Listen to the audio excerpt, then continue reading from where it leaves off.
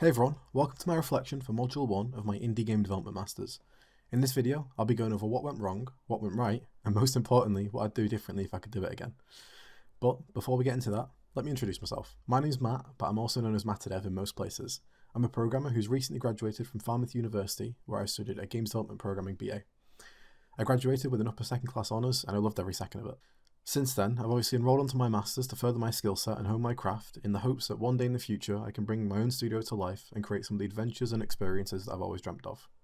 On the screen now, you can see some of the amazing projects that I had the chance to work on throughout the duration of my undergrad.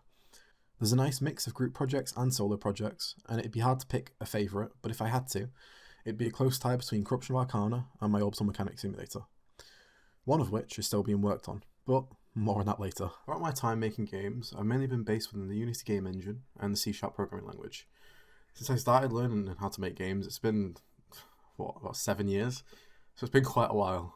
Towards the end of my time at university, I realised that the industry is leaning more towards Unreal and C++, so my next steps include orientating myself towards that skill set and seeing where I can position myself to help me land a nice fancy games role, essentially. But with that being said, I'd also love to open my own game studio like I mentioned before, and I think this course is going to put me in a really good position to do that.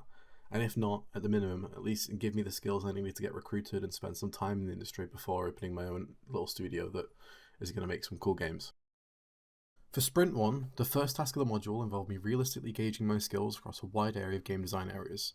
This allowed me to see specific areas where I excel, as well as many other areas where I may need to improve.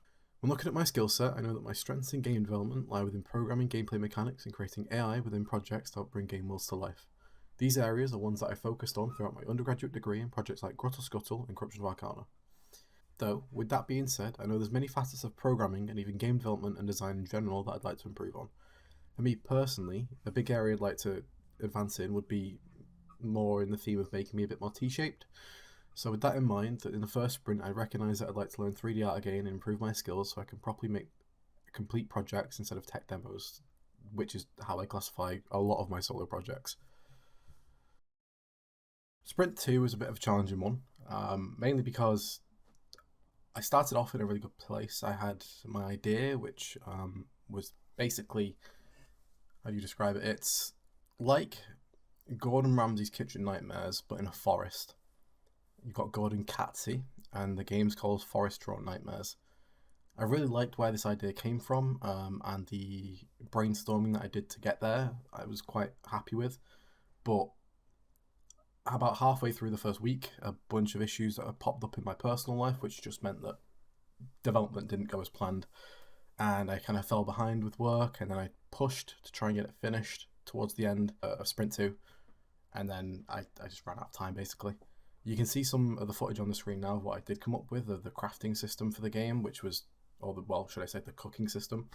And I'm still quite happy with this. I've never made a crafting / recipe system before, and it works. It works quite well. There's, I believe, 20 different recipes.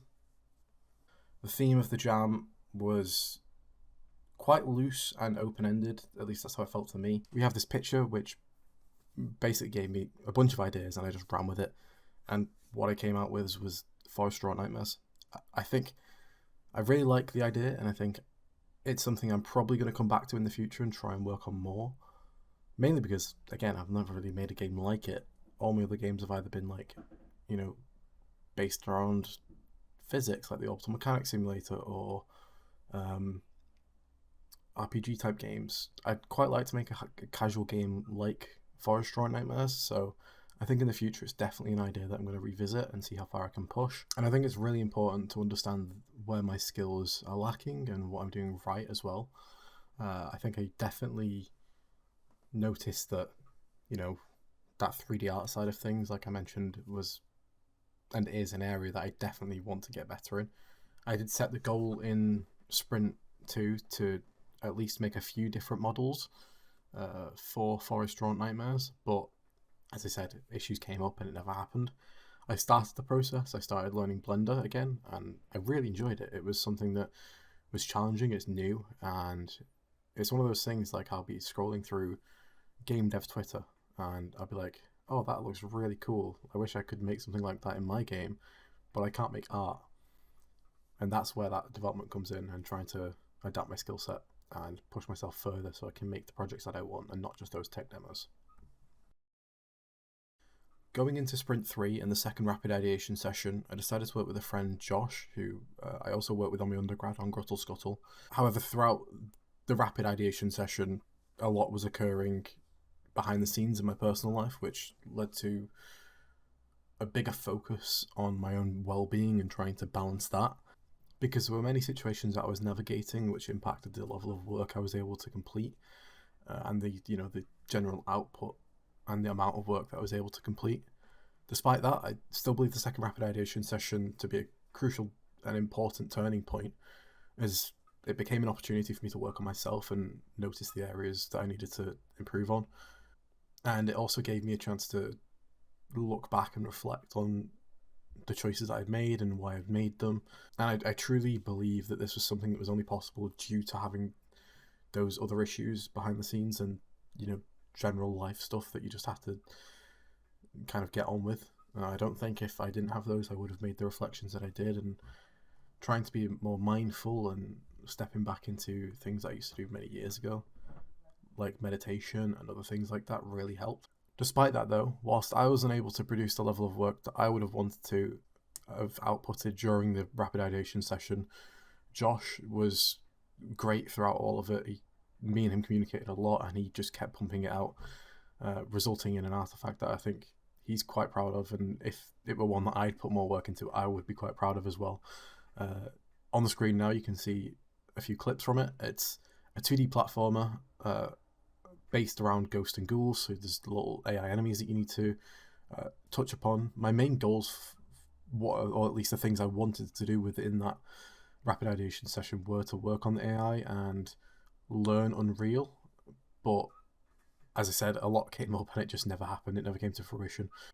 I did start learning some tutorials, but when I did get into Unreal and actually get some work into the engine, it then crashed and I lost it all, and that was a big kick to my motivations. So there's many factors that contributed to the lack of work, but it definitely gave me some reflection points and some skills to fall back onto if I ever get into this situation again, which hopefully not, but you can't predict things like that.